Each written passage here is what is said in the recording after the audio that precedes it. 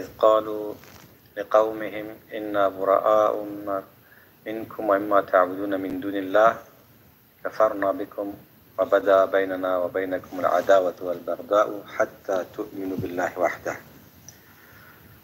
برادرای عزیز، امروز بحث ما در رابطه با یک موضوعی که دوستایی که در اینترنت دنبال میکنن در زندگی در ممالک غیر اسلامی را تشویش‌های دارن که در اینجا چطور میشه انسان دین خود را و زندگی خود را و عقیده خود را حفظ کنه.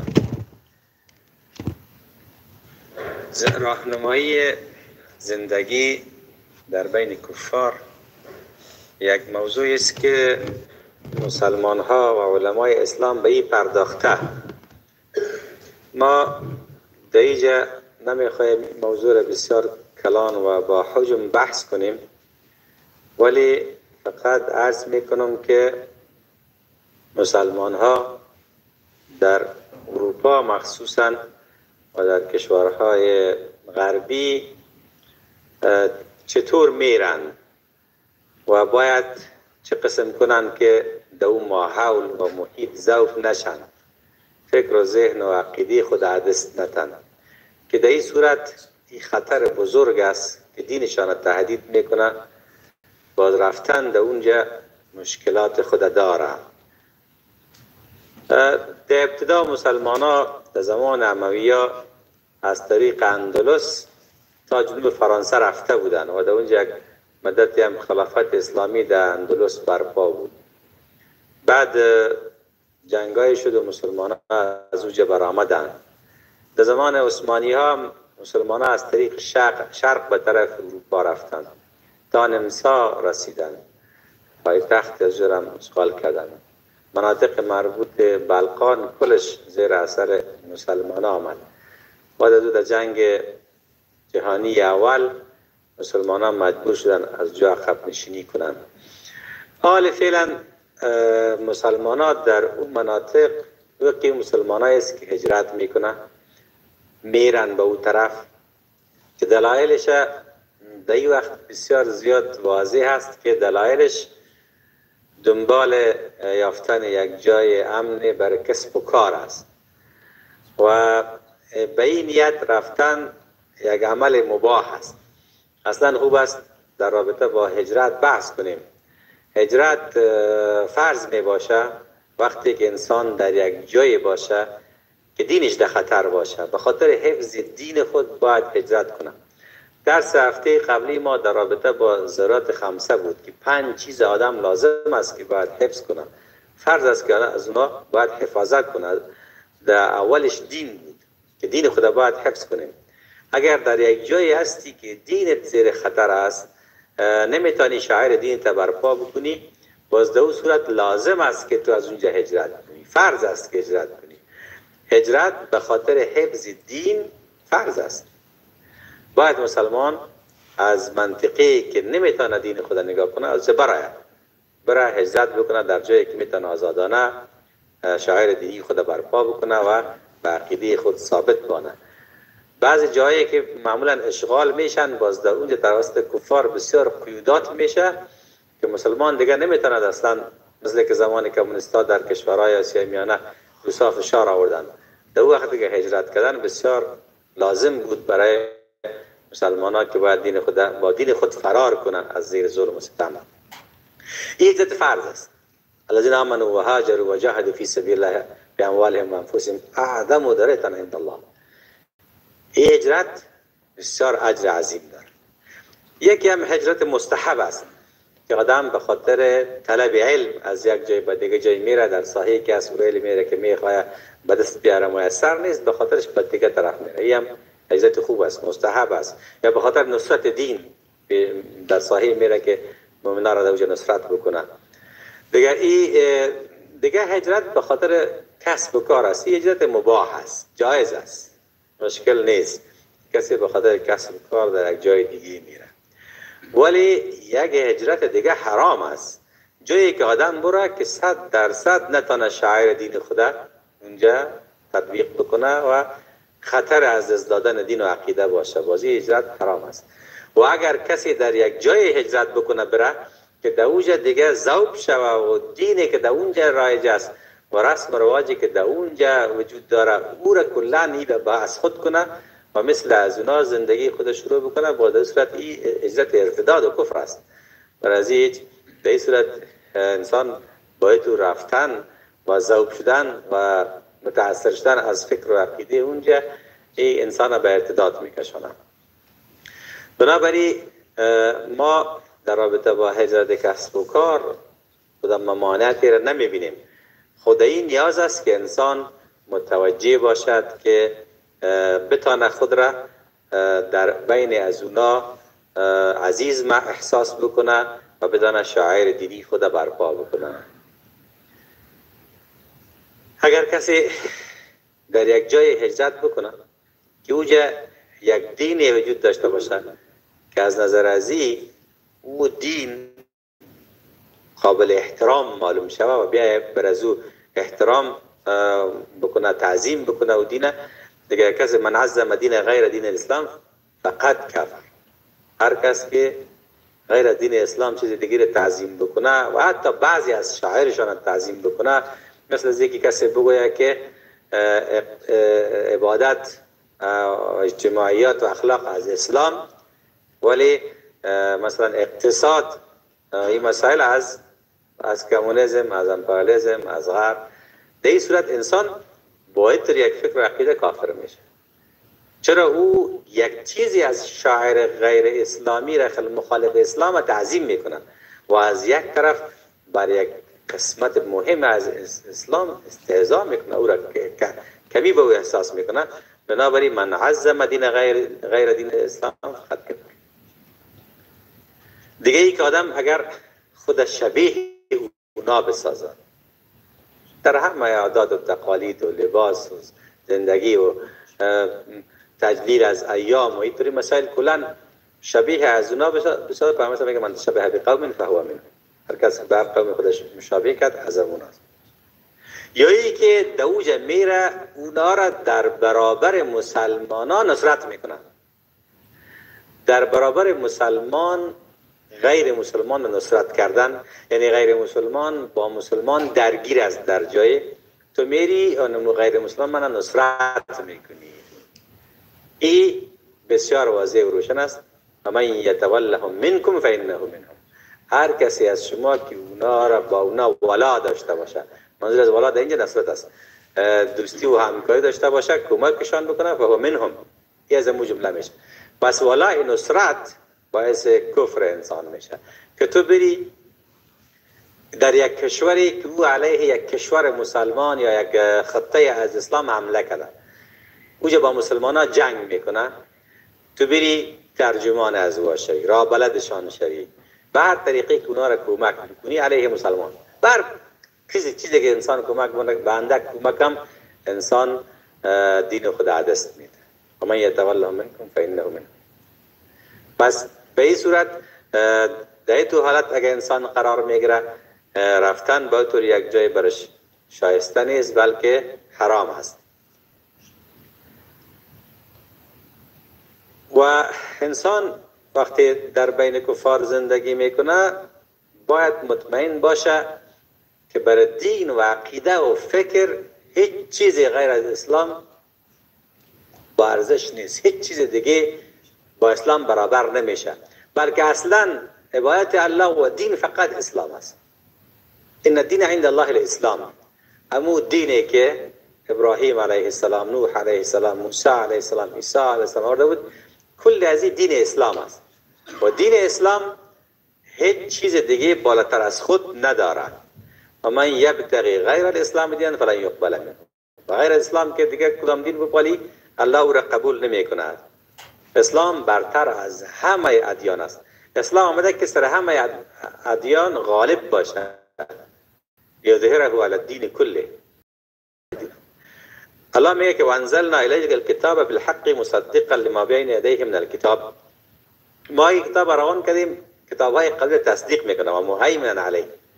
و او کتابا را در بر میگیره، از او برای او کتابا مسلط است.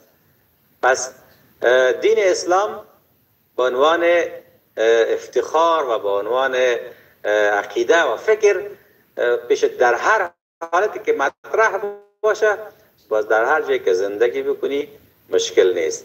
و دین اسلام بدون شک پاک و ستره و صفا توسط پیامبر صلی الله علیه و سلم تشریح شده و همه ادیان اسلامی و پیامبرای گذشته را تایید میکنه. پیامبر صلی الله علیه و سلم او را با تمام و کمالش بر ما رسانده و هیچ کمبودی نداره. پیامبر میگه لقد جئتکم بها بیضاء نقیه، پاک و ستره ما را برتان آوردیم. و اگر کسی در ادیان دیگران دنبال یک چیزی از خیر و خوبی باشه که در او پیدا بکنه که بگه ای به دنیا و ختم به درد میخوره، نه پیدا کده میتونه و نه شایسته است و نه اجازه است. اگر کسی تورات و انجیل میخوانه که مشکل نداره، ولی اگر کسی تورات و انجیل به این فکر بخوانه که در بین از این هدایت پیدا بکنم، حال فعلا هیچ چیز نمانده، تحریف شده.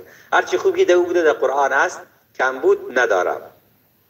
و حتی اگر پیامبر صلی الله علیه و یک روز گفت که والله لو ان موسی حیا لا يصح الا اتباعی، اگر موسی هم زنده شود بجز از اینکه از من پیروی کنه دیگه چاره نداره.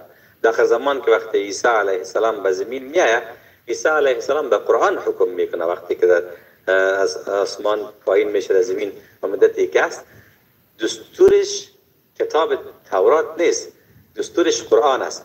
بنابراین مسلمان که در غرب زندگی میکنه باید توانمندی داشته باشه که در اونجا ذوق نشه، بلکه باید توانمندی داشته باشه که عقیده باطل دیگران رد کنه و باید این توانمندی هم داشته باشه که از عقیده اسلامی دفاع کنه. از عملش باید در اونجا ترجمان عقیدهش باشه، عملش باید عمل اسلامی باشه. در غیر از او باز خوب است که در تو ساحه که این وقت دین خدا نمیفهمه اونجا ذوق میشه باز نره.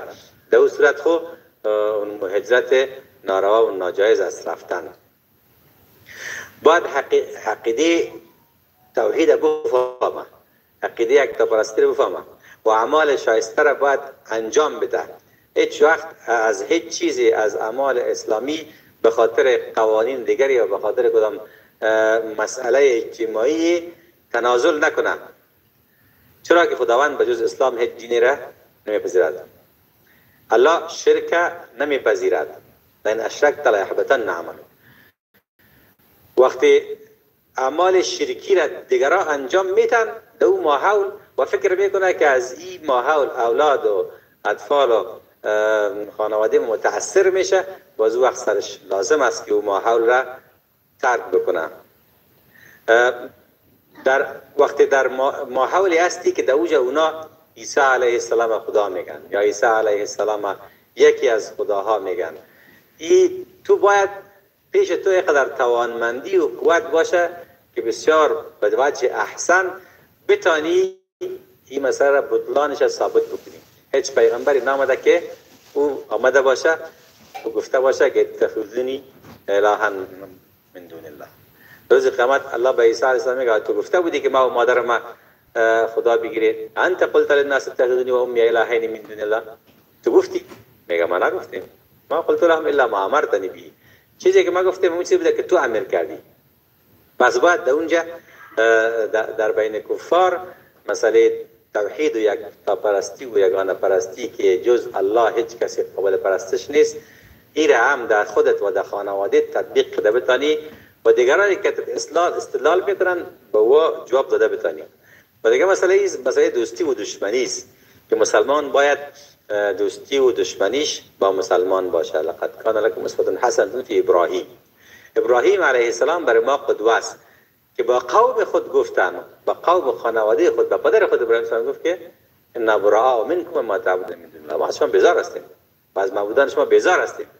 تویی که در اونجا زندگی میکنی تو باید برای کسایی که در اونجا معبودهای را میپرستن، هر دینی که دارن، باید برای از اونها خود بگویی. کسی که به پدر خود، به خانواده خود میگه و ما برای ما قدوه است، برای بیگانه آدم باید به صراحت بگویه که ان براء منکم ما تعبدون من دون الله کفرنا بكم وبدا بيننا وبينكم العداوه والبغضاء حتى تؤمنوا بالله وحده. تا که به الله واحد ایمان نبیاری ما و شما هیچ نوع خون شریکی و مال شریکی نداریم. شرایع اسلامی را باید دوجه درست انجام داده بتانی. کار و وظیفه که تو میگیری و کار و وظیفه باید مانع 5 وقت نمازت نشه. یک نماز اهمیتش از کل دنیا محققه کده بهتر است. همه دنیا که از تو باشه و یک رکعت نماز از پیشت خراب شود به او برابر نمیشه.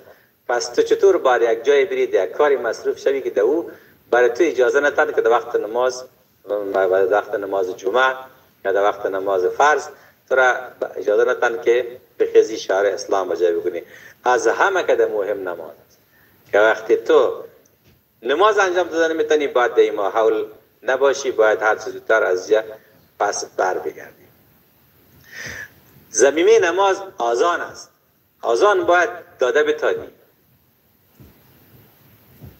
این لازم نیست که تو لاسپیکر بگیری، ولی آذان باید با ممانعت داشته باشه. آذان از شعائر نماز است، از شعائر اسلام است.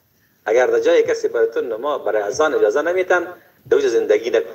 نماز جماعت بسیار مهم است در رابطه با نماز. وقتی که اذان و جماعت مطرح میشه که تازی مسجد هم مطرح میشه. برای تو مسجد ساختن اجازه باشه، بتانی که مسجد بسازی، باش مسجد بساز. در مسجد امام داشته باش، حلقه درس داشته باش، مدرسه داشته باش، باز مشکل نیست. باید که کسی که به الله و آخرت ایمان داره او مسجد آباد میکنه. مسجد در یک اجتماعی که تو هستی بودنش ضرور است. انما یعمر مساجد الله من آمن بالله والیوم الاخر و جاهد.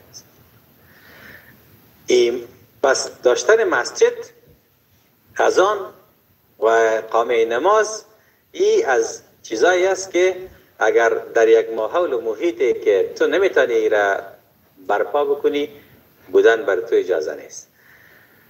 بعد از نماز موضوع لباس است. لباس شرعی، لباس اسلامی، همون لباسی که بر یک مسلمان شایسته است.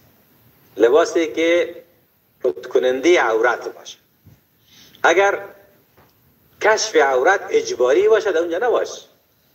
عورت مرد از ناف تا زیر زانوست. باید که در ماحول زندگی بکنی که این کار برات مشکل نباشد.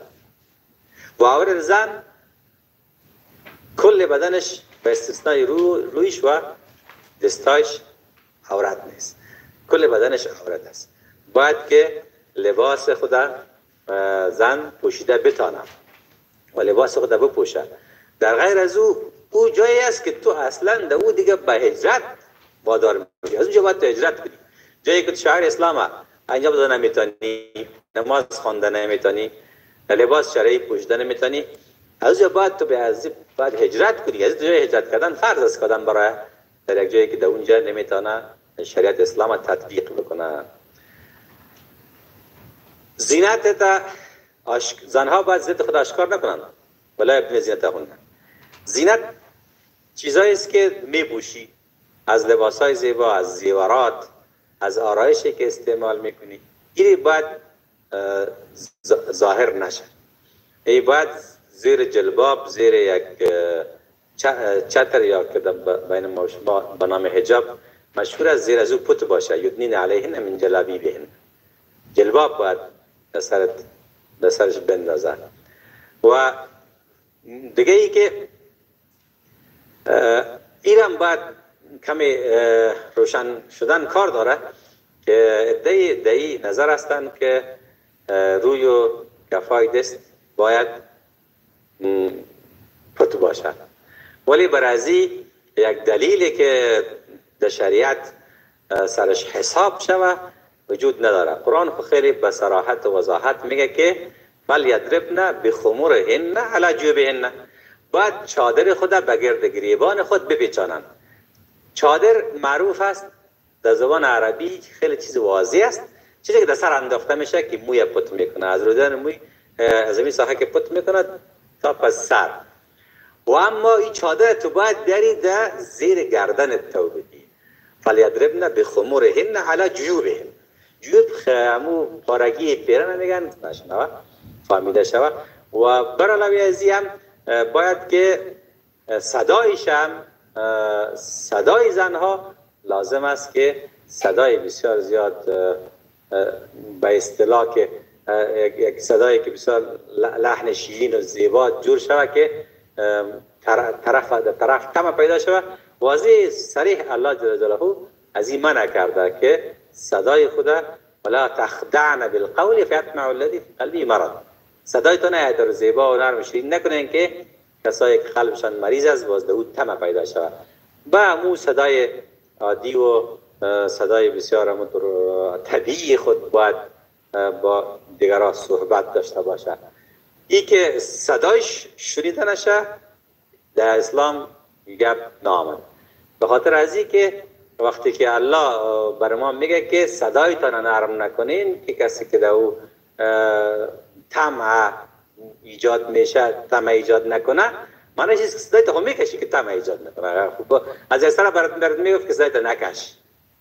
پس صدا و عمل ما میبینیم که در فعل صحابیات هر مشکلی که در بین اصحاب کرام پیش آمد پشت در رسول الله صلی الله علیه و سلم خانه حضرت عایشه میرفتن و از او پرسان میگردن که موضوع چطور است و از برای حجاب برشان سوالا را میگفت. این مسائل اگر از پیش آدم در بلاد کفر خراب میشه، اجباری میباشه که باید چادر سر نکنیم یا معلوم شود، دوجه زندگی کردن ناروا و ناجایز است. باید تو با فرار با دین خود فرار کنی، از اوجه هجرت کنی. دیگه مسئله دو ماحول مسئله ازدواج است. این خیلی مهم است. درست است که الله جل جلاله در قرآن کریم گفته والمحصنات من الذین اوتوا الکتاب من قبلکم، از زنهای اهل کتاب میشه ازدواج کرد، ولی این آیت عام است. این قید میشه به او آیتی که در سوره بقره است که پسان نازل شده ولا تنکحوا المشرکات حتی یؤمنن، با مشرکات ازدواج نکنین. اگر کسی واقعا یهودی باشه، واقعا نصرانی باشه، مشرک نمی باشه. در دین اصلی مسیحیت و یهودیت، در دین موسی علیه السلام شرک نبود. کسی حضرت مریم خدا نمی گفت، کسی عیسی علیه السلام خدا نمی گفت، کسی عزیر علیه السلام بچه خدا نمی گفت. این بدعت‌ها و خرافات و مصیبت‌هایی است که بعدها توسط انحراف یهودیت نصرانیت پیدا شده. خب اگر این یهودیه که تو میخوای با او ازدواج کنی یا نصرانی که میخوای ازدواج کنی، اگر مشرک باشه حق ازدواج نداری. که متاسفانه خیلی زیاد از یهودی و نصرانی که در دینش پابند باشه اصلا وجود نداره، خیلی زیادش مشرک است. پس یک شرطش است که مشرک نباشه. خیلی براحتی جوانان در خارج هستند با یهود و نصارا ازدواج میکنن، میگن که قرآن گفت. قرآن مورد تهدید کرده، گفته که ولا تنکحوا المشرکات حتی یؤمنن ولأمة مؤمنة غیر من مشرکة ولا واجبة. یک کنیز مسلمان بهتر است از مشرک کردن. پس اگر او یهودی یا نصرانی که مشرک باشه باید با او ازدواج نشه. بالی از این محسنین غیر مصافحین گفته ولا متخذی اخدان. هدفی باشه که انسان پاک شود با این ازدواج، رفاقت و اندیوالی در منش نباشه. دومی مصافحین، او کسایی که با او ازدواج میکنی او با زنا و با این مسائل خیلی نفرت داشته باشه. زنی که زنا را حرام بدانه، مسلمان نیست ولی در دینش همه ادیان الهی زنا را حرام گفته. او به دین خود پابند باشه، زنا را حرام بدانه، مقدمات زنا را حرام بدانه. اگر نه که او با زناکار جدا الله جل جلاله منع کرده. الزانی لا ينكح الا الزانیة او مشرکة والزانیة لا ينكحها الا زان او مشرک وحرم ذلك على المؤمنین. برای مؤمنان حرام است که زنای زناکار، زنای فاحشه را زنای به نام یهودی و نصرانی خب با کسی ازدواج بکنه. در بالای ازی اگر آدم احساس بکنه که این ازدواج منتج به این میشه که خانواده ما، اطفال ما، آینده ما با شرک و با فساد مبتلا میشه، بازم باید نکنه. قیوداتی را که تصور بکنی این ازدواج ها کلا نفهمیشه. تو باید دوجه دنبال ازدواج با انسان مسلمان باشه و برعکسش دخترها خود اصلا نمیتونن که با غیر مسلمان ازدواج بکنن. دیگه موضوع که بعد کسایی که در اونجا زندگی میکنن بعد نظر بگیرن مسئله تعلیم است. تعلیم خصوصی برای اولاد خود تا سن بلوغ حتما باید ترتیب داده شود. اگر اطفال بسپاریم به مدارس برای مکاتب که اروپایی ها برش تعریفش هم ایژوکیشن است، تعلیم که تربیت هیچ نیست، فقط تعلیم است. در اوجه برای ما اطفال ما را پورا یک یهودی، یک نصرانی، یک مشرک، یک فاسد از نظر اخلاقی برای ما تحویل میدن. بنابراین برای تعلیم امور زندگی به مکاتب اگر رفتن، ولی برای خاطر شریعت اسلامی و دین اسلامی و به خاطر فکر و عقیده باید برشان تعلیم خصوصی مد نظر گرفته شود.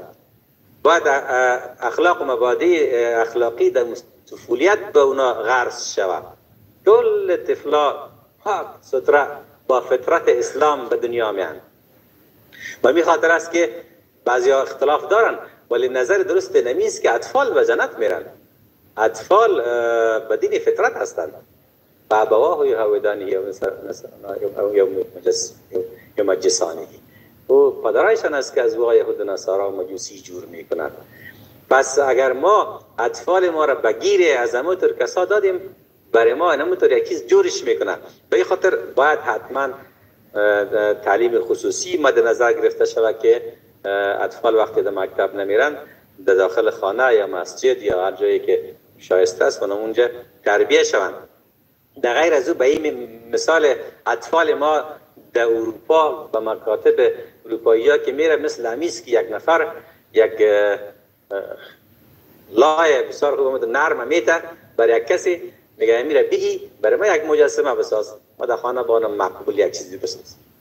و میره و برش خنزیر جور میکنه یا سگ جور میکنه یا یک جور میکنه، او را میگره جور میکنه، باز دفته و یا داتش را برش پخته میکنه، باز میارم میگم یعنی ما برات جور کنه. میگه تو ایره حال تو ایره خوش داری که در خانه بالی شکل خنزیره. من نگفتم خنزیر جور کو، حالا میخوایی که پس جورش کنی که جور میشه. وقت پخته شد ماکام شد دیگه. هر چی که سر روش بدراشی از پیش از یک گوسفند جور کنی یک چیز دیگه جور کنی نمیشه. بنابراین این توجه باید شود که اطفال ما به دست همونطور بدون هیچ نوع آموزش جانبی در اون مکتبا بخوانند.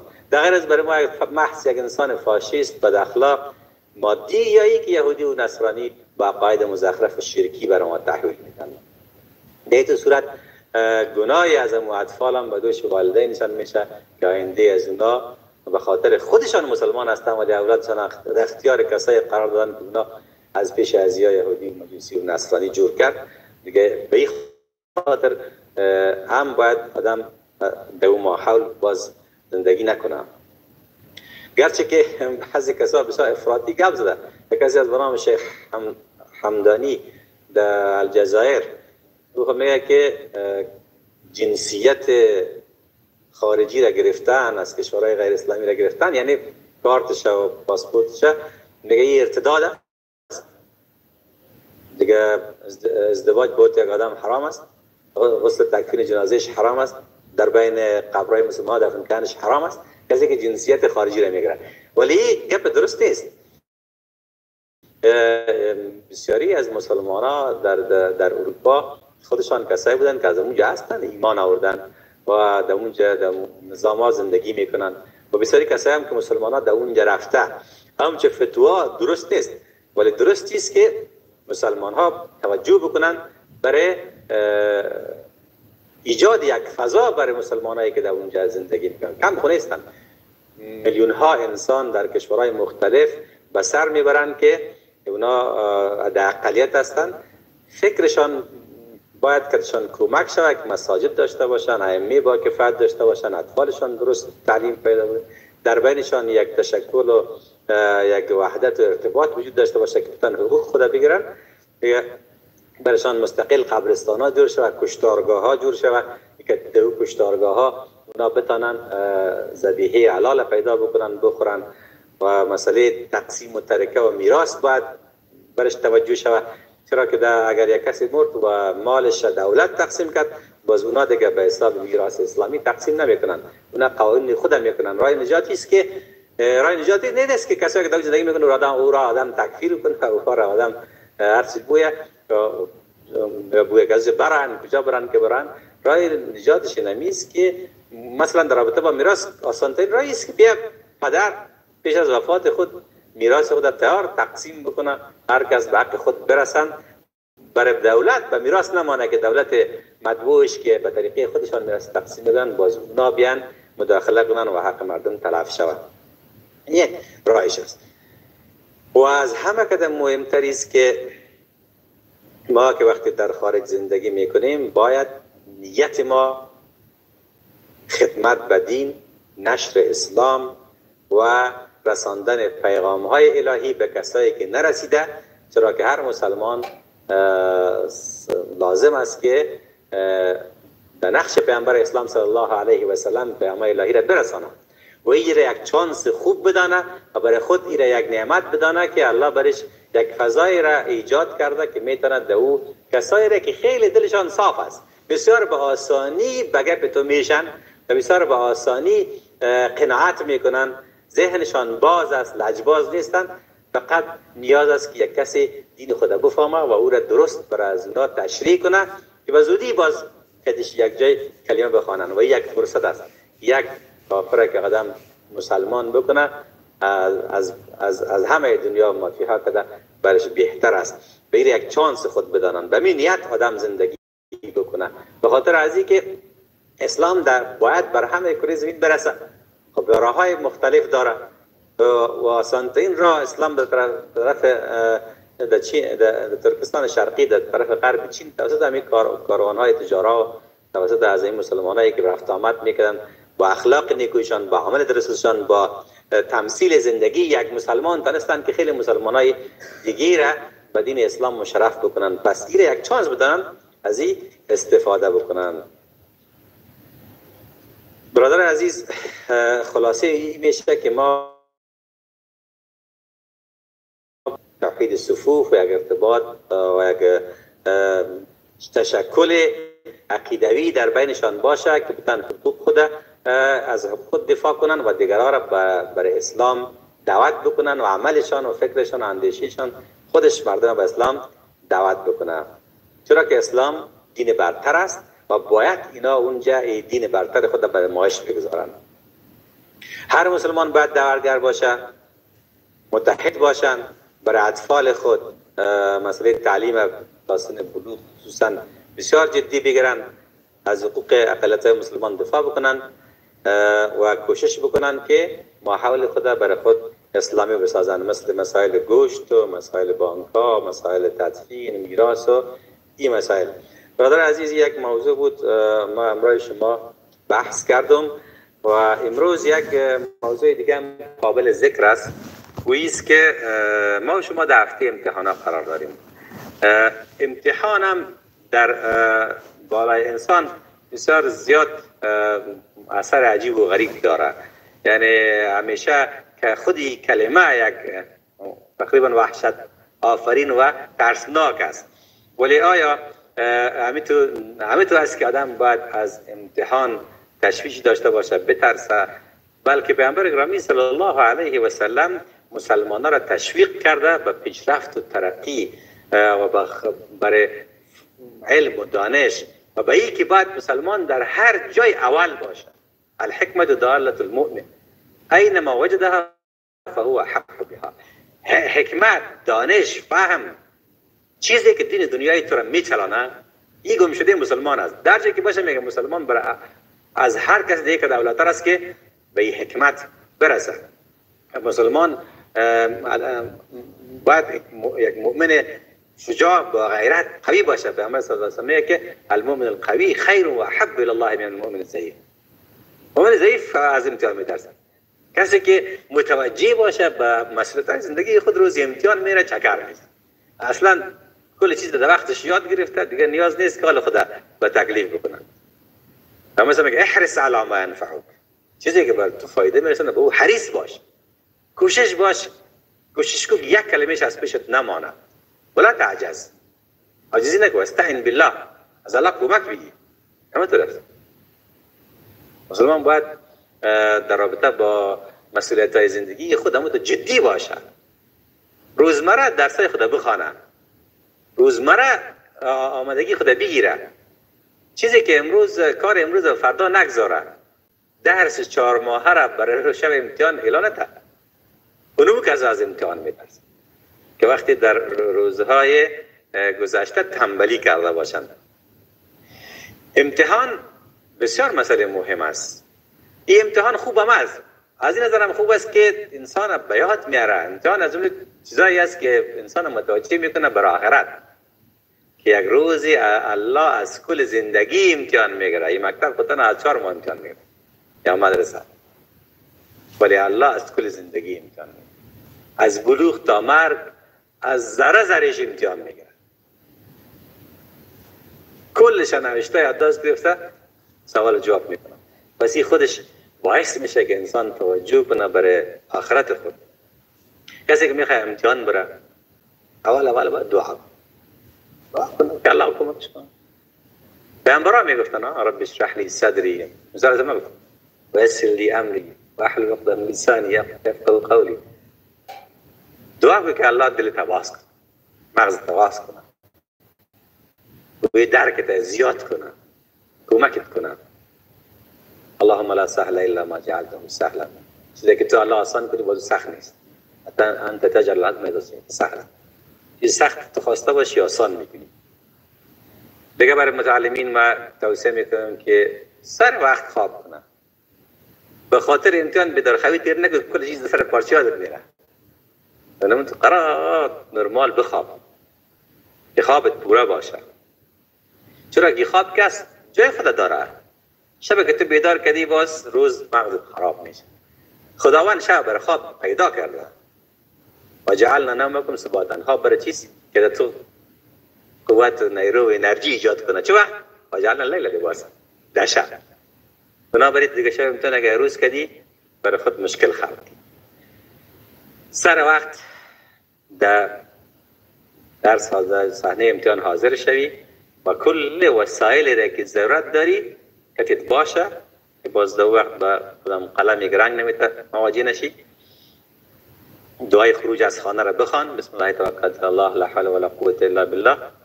و دعای زیبای دیگه هم در خروج از خانه است. آدم یادش داشته باشه اللهم انی اعوذ بک من اضل او ازل او ازل او اظلم او اجهل او یجهل علی. یک دعای بسیار مزه‌دار است که آدم وقتی از خانه را بخوانه دیگه خلاص خدا خوب همونطور یک سپر آهنی در گرد خود جور کرد و جنجال نمیمانه اگر الله قبولش کرد. و خوب است که جوانا دعای والدین هم بگیرن، اونا را خوشحال که داشته باشن، از اونا را راضی نگاه کنن که بس پیشان تقاضا کنن که برشان دعا. و یک توصیه است که شما امتحان بچهای دیگر خراب نکنید. یک دم یک موضوع را مندازید، نیم ساعت پیش به امتحان مانده یک موضوع را برای شاگردان مندازی میگی اون فصل کسی چطور میشنید این مسئله اون مسئله هیچ کس رو نخوانده. کل ذهن مردم دو طرف میبری. نه وقت داره که برای از فصل آمادگی بگیره و نه نیاز بود که توی را در این وقت منداخت که در 10 دقیقه مانده به امتحان که ذهن بچه را پراگنده کنی. با هیچ چیزی سردگان اولاد هم باید تشویش جور نکنه. یک جای مناسب بشینه، جایی که هفته